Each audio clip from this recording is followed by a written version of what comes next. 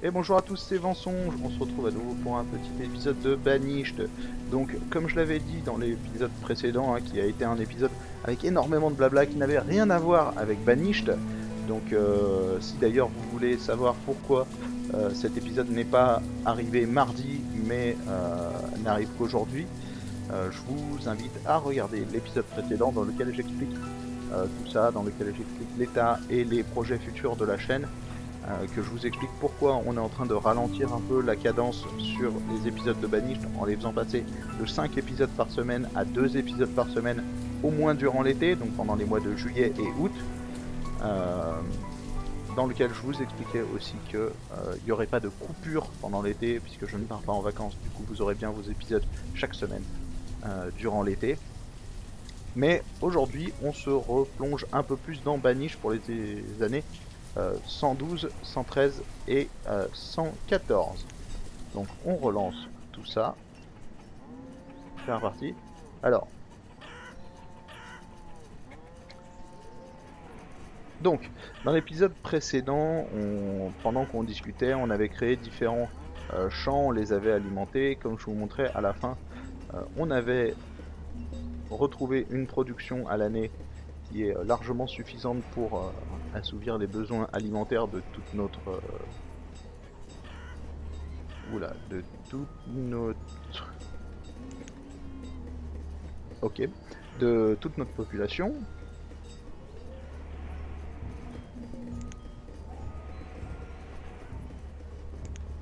Alors on va essayer de les passer à deux. D'accord. Alors comment je fais pour cliquer sur le mec au milieu des champs quoi, hein.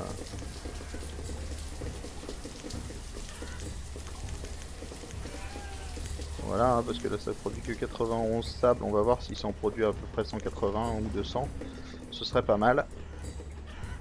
Donc là, on est trop en outils. Si, c'est plutôt bon, hein, parce que depuis le lancement de la partie, donc en plus de 110 ans, on n'a pas eu un seul problème d'outils. Ça c'est très très bien. Ça, on va laisser partir. Ah, j'ai failli faire une bêtise. Non, bien sûr que non, on ne laisse pas partir. Ça doit être 6, voilà, 1290. On récupère de l'huile de lampe, bien évidemment. C'est très très important l'huile de lampe. Donc ici, on va être obligé bientôt de passer à une mine, une carrière très profonde. Donc ce qui sous-entend carrière très profonde sous-entend aussi qu'il va y avoir une nécessité d'huile de lampe. Donc normalement, voilà, huile de lampe, on a prévu le coup, donc on en a 235. Il en faut 120 à chaque fois qu'on veut passer, donc on verra bien. Ici, il en faudra encore un peu, mais on a encore un peu de temps pour aller en chercher. Sachant que de toute façon, si on ne peut pas, on s'est réservé un endroit ici où construire potentiellement une autre mine. Donc du coup, on attend toujours la possibilité d'avoir de nouvelles vaches à lait. Ce champ n'attend qu'elle, les fameuses vaches à lait. Donc du coup, j'avais aussi repéré qu'en fait les poulets Leghorn, donc c'était une... malheureusement, je m'étais laissé flouer complètement par tout le système, puisque visiblement la production est quasiment identique entre cuisses de poulet et œufs dans les deux cas. Voilà, ça produit quand même beaucoup, hein. Voilà. C'est quasiment 450 unités. Alors ça vaudra jamais, comment il s'appelle, donc les porcs ça produit énormément, hein. Il a 800, les poulets ça produit beaucoup, on l'a vu. Ici ça produit quand même pas mal, et ici ça produit aussi beaucoup.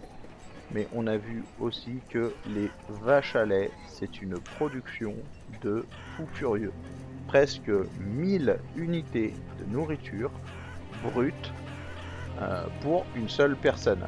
C'est pour ça qu'on attend avec impatience de pouvoir mettre de nouvelles vaches à lait dans dans cet enclos. Donc j'avais fait aussi, en expliquant rapidement, j'avais ajouté de nouvelles arboristeries et j'avais monté à 6 herboristes. Donc on voit que ça grimpe tranquillement. C'était donc, je le rappelle, pour venir alimenter cette distillerie. Je rappelle aussi que à l'heure actuelle, notre production d'alcool est largement insuffisante pour nos besoins.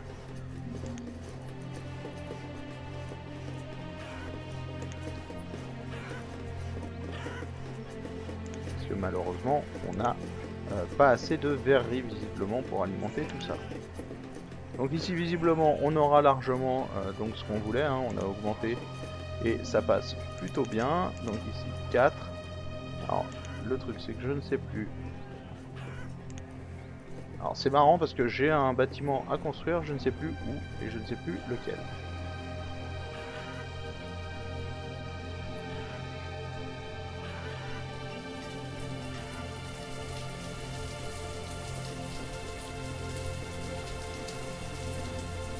C'est ici, voilà, c'est des verres à soie.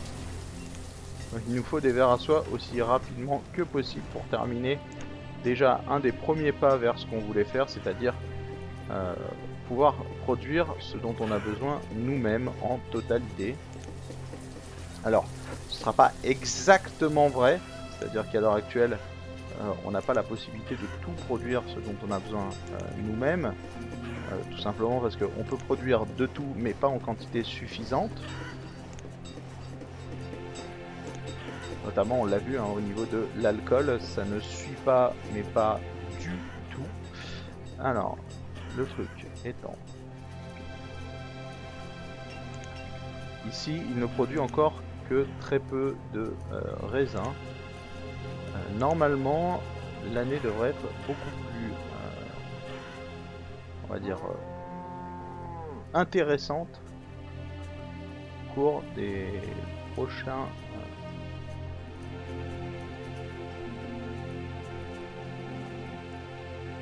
c'est drôle, j'ai presque l'impression qu'ici ça cultive des vignes en fait.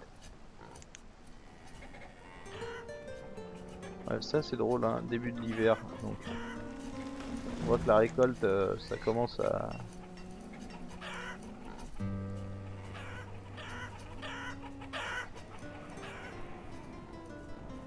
Voilà, ici des noix de pécan, ici des pêches, des pommes, des noix de pécan encore. Donc là on a une bonne production hein, de nourriture, c'est assez stable, assez intéressant, donc on l'a vu l'année dernière, on le voit encore cette année. Donc de nouveau des graines, donc graines de mûrier blanc, de pois chiches, de fraisier, de cognacier, de cotonnier, de prunier, de mûrier rouge. On va essayer le mûrier rouge. Donc avec 1250 ici.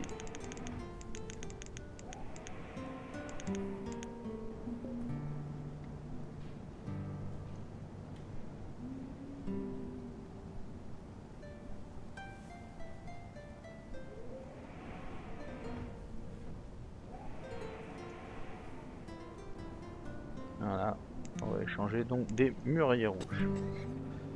Donc ce qu'on va faire, c'est qu'on va refaire un...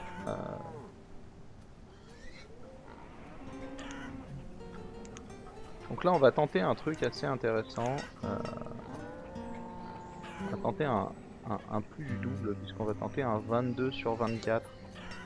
Ici, donc même 22 sur 25. Le but étant d'utiliser donc ce champ de mûrier rouge comme un test pour des très grands champs. J'aimerais voir, alors déjà le champ sera très éloigné, donc on va devoir y affecter plus de monde. On voit qu'ici par exemple les mûrons commencent à être loin et du coup la production est très faible par rapport à ce qu'on a l'habitude d'avoir. Ici 2 personnes pour 640, alors qu'ici en tomates on est à près de 1000 pour 2 personnes. Ici en canne à sucre, je n'en parle même pas. Les concombres, l'orge, le maïs. On va bien tomber, alors je sais plus. Voilà, les mûrons un peu plus proches sont à 784 mûrons, alors qu'ici ils sont à 560. Donc on voit que le pathfinding affecte déjà tout le processus de rentabilité. Alors je ne vous explique même pas ici où ça va bien plus loin. Ici c'est pareil, hein, 566. Donc là on voit que plus on s'éloigne, plus pour obtenir une rentabilité intéressante, nous avons besoin d'avoir des choses éloignées, proches. Ici on voit qu'on a produit que 158 raisins l'an dernier, on verra combien on en produit cette année. Si nécessaire, il faudra augmenter le nombre de paysans dans ces endroits-là.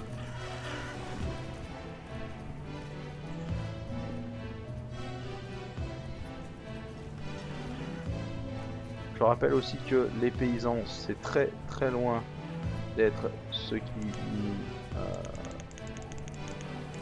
dont on a le plus besoin à l'heure actuelle, puisqu'on a une très forte croissance de la population.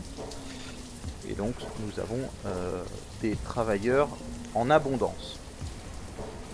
Il faut continuer à garder ces travailleurs en abondance tout en essayant d'augmenter de plus en plus notre production de nourriture et autres éléments pour être intéressant.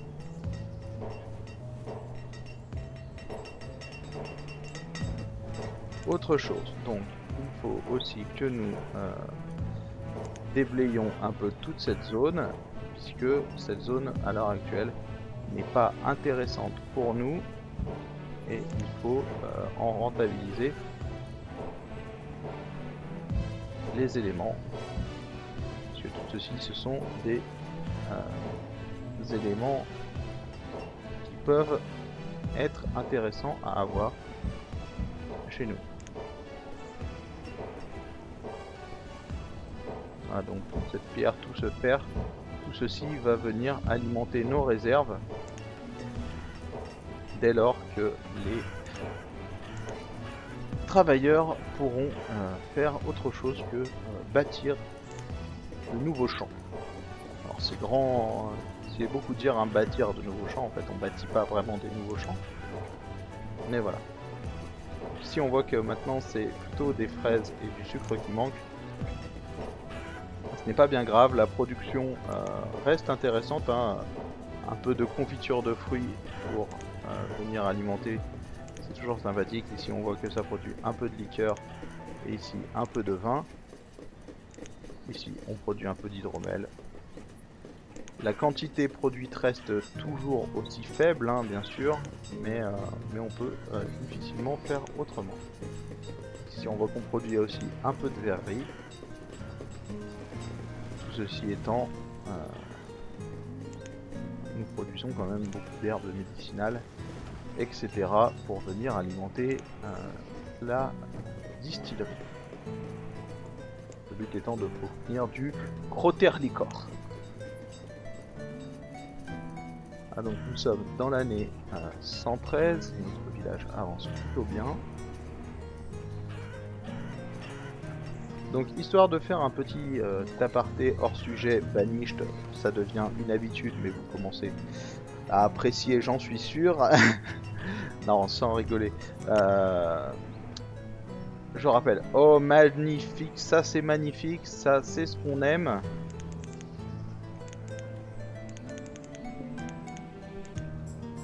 Et on va en prendre 3 tout simplement, on va les échanger, elles vont normalement partir directement alimenter ce champ. Voilà, c'est magique. On a enfin nos 2 champs de vaches à lait. C'est ce qu'on voulait. Alors bon, on connaît tous le principe, hein, c'est-à-dire que les vaches à lait, vu qu'on ne peut pas enfin, en faire des gros... enfin, en faire plein de champs facilement, il faudra rapidement faire un énorme champ de vaches. Ça demandera beaucoup de monde, ça va... mais on a vu que c'était quand même très rentable.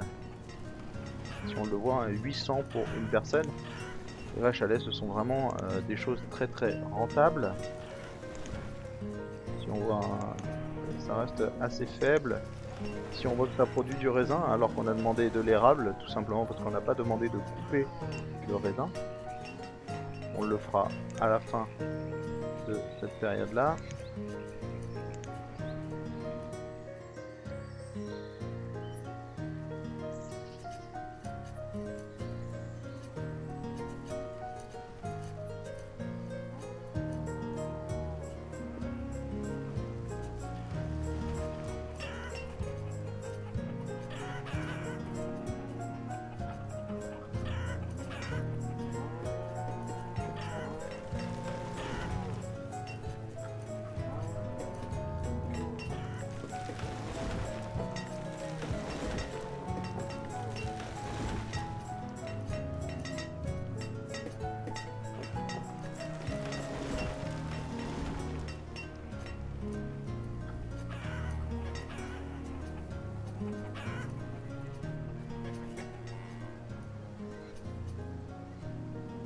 début de l'hiver et tout ça n'est encore pas récolté. Alors c'est assez impressionnant hein, parce que du coup on sera obligé d'augmenter un peu tout ça. On va le faire hein, bien sûr, mais voilà, ce sont des champs qui pour avoir une forte rentabilité vont devoir... là on voit qu'on est... Voilà, il y a des éléments qui sont en train de mourir hein, là. Donc, on est en train de perdre des récoltes. Bon, la récolte reste bonne, hein, environ 430 par personne pour les mûrons, environ 400 pour le sorgho et environ 350 pour les brocolis. Ça reste des rentabilités plutôt honnêtes. Ici par contre, la rentabilité des éléments produisant du raisin est pas terrible hein. Malheureusement, bon, on fera avec.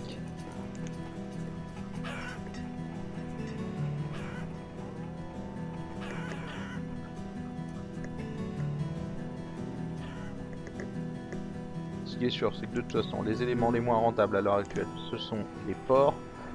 On rappelle, hein, on les a pris avant tout pour faire de la variété dans la nourriture que nous produisons. Mais ce sont clairement pas des bâtiments rentables. Je le rappelle, il existe un nombre incroyable de modes vous permettant de changer tout ça. N'hésitez pas, si vous voulez un jeu un peu plus diversifié en termes d'apport en nourriture, de télécharger des modes vous permettant de lisser les différents moyens de production de nourriture, notamment pour améliorer les cabanes de chasse et donc ces fameux quais de pêcheurs, donc ces pêcheries.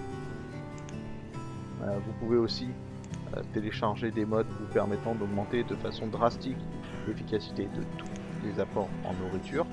Tout ceci fonctionne bien sûr, mais évidemment si vous jouez avec des modes, vous n'aurez pas les achievements.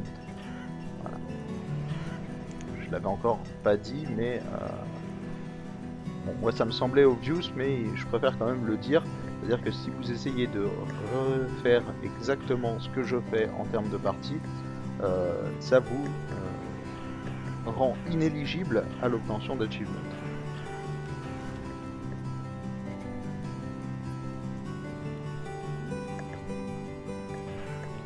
Nous attaquons donc la dernière année sur cet épisode. Donc une année qui se veut dans la continuité de ce que nous avons fait depuis le début de la semaine, c'est-à-dire que nous continuons à essayer de fluidifier notre production tout en faisant l'impasse quelque peu sur la production d'alcool, parce que si on voulait fluidifier vraiment toute la production d'alcool, il faudrait plusieurs distilleries pour produire énormément de Rother liquor, donc, puisque les herbes médicinales ont cette particularité de ne pas être un élément consommable naturellement. Donc là, malheureusement, on va être obligé de laisser partir, tout simplement parce que l'huile de lampe, comme on l'a vu, coûte extrêmement cher. Et nous n'avons pas le loisir de sacrifier de nouveaux vêtements. Je rappelle que quand on regarde les variations, notamment au niveau des vêtements, on est toujours avec un surplus de production à l'année, mais on est quand même tombé très bas en termes de vêtements disponibles. Je rappelle que la limite qu'on s'est fixée est à 1000, la limite qu'on s'est fixée au niveau des outils est à 250, on va la passer à 450, tout simplement parce que nous n'avons plus la même population qu'avant, je le rappelle. Hein, notre population a grandement augmenté, on a 140 familles, on approche tout doucement des 500 habitants, ce qui veut dire qu'on approchait de la limite des 250 adultes, ce qui aurait eu pour effet, tout simplement, si tous les adultes avaient cassé leur pioche au même moment, enfin leur outil au même moment, nos réserves auraient été complètement vides, ce qui n'est pas très intéressant.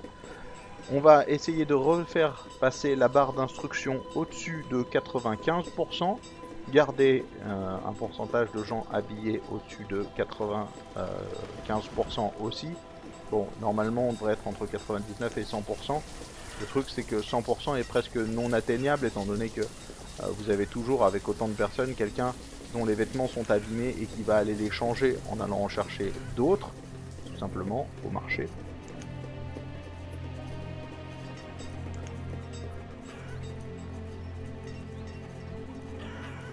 Donc nous continuons ici à vider un peu tout ça.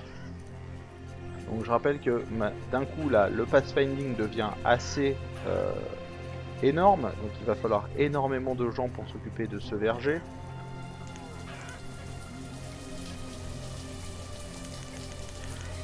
On va repasser à environ, voilà, 6 bâtisseurs.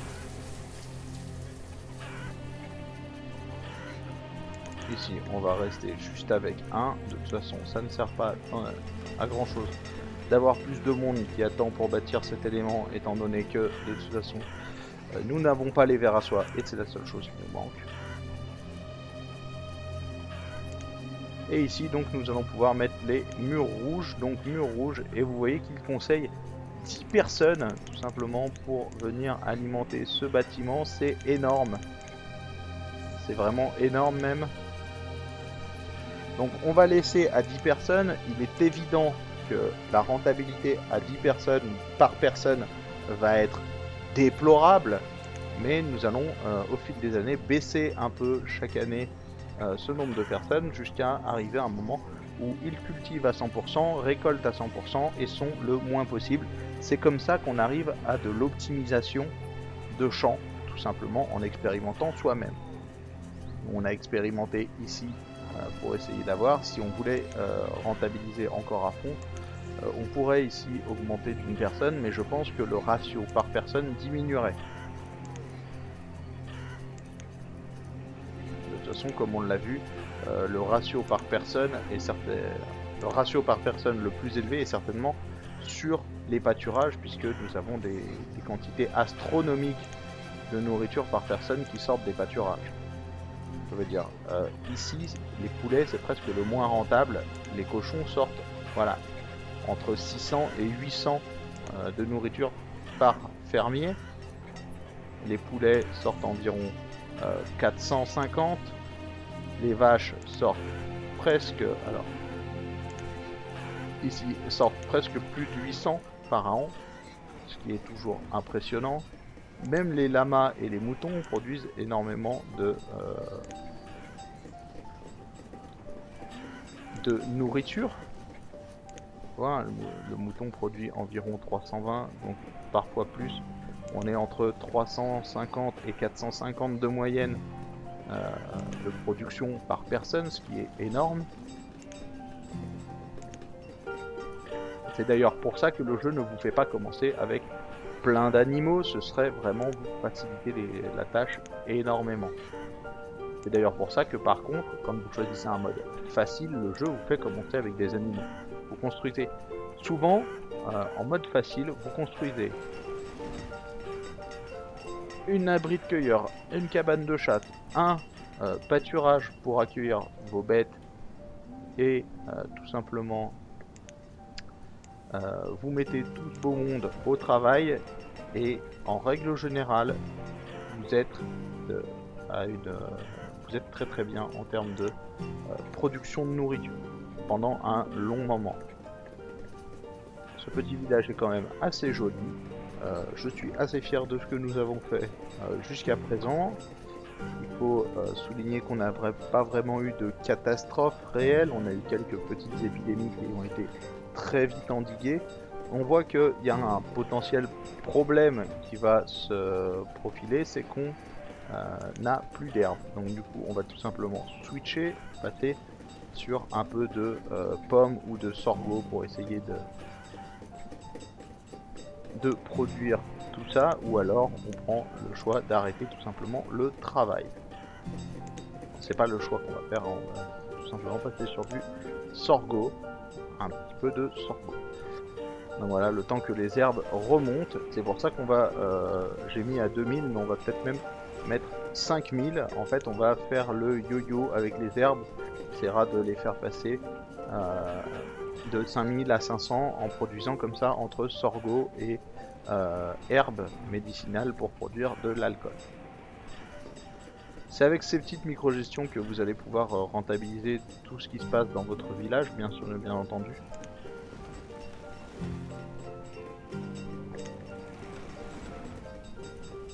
Donc je rappelle qu'au niveau bois de chauffage, on a décidé de pouvoir en stocker près de 30 000, ce qui est énorme. Donc en fait c'est pas uniquement du bois de chauffage, mais de tout type de combustible. Donc pour ça, il va nous falloir très vite une autre zone de stockage spécialisée en combustible.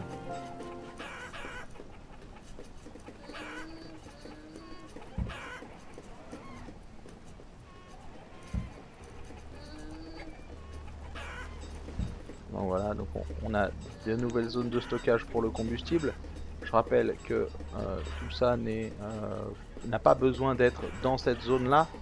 Les gens du marché vont quand même venir récupérer les denrées ici quand elles en auront besoin. C'est juste, le cercle sert uniquement à vous montrer les bâtiments qui sont sous influence du marché pour venir retirer des éléments. Donc on voit qu'on a tous nos bâtiments industriels et toutes nos maisons dedans, ce qui est l'essentiel. Attendant, nous avons fini ce nouvel épisode. Donc je vous rappelle qu'il n'y aura pas de nouvel épisode cette semaine. Nous avons expliqué pourquoi dans l'épisode précédent. Je vous remercie d'avoir suivi ce nouvel épisode. Nous nous retrouvons donc la semaine prochaine pour continuer nos aventures sur Banished. En attendant, je vous invite à partager, à aimer et commenter cette vidéo. Je vous invite aussi à me rejoindre sur Twitch, sur Twitter et sur Pixelspray dont les liens apparaissent juste en dessous de la vidéo. Et je vous dis à très bientôt pour de nouvelles aventures sur Banished et des nouvelles sur l'avenir de la chaîne dans potentiellement un vlog apparaître au cours du mois. Voilà, en attendant, je vous souhaite une très bonne fin de semaine. Ciao ciao.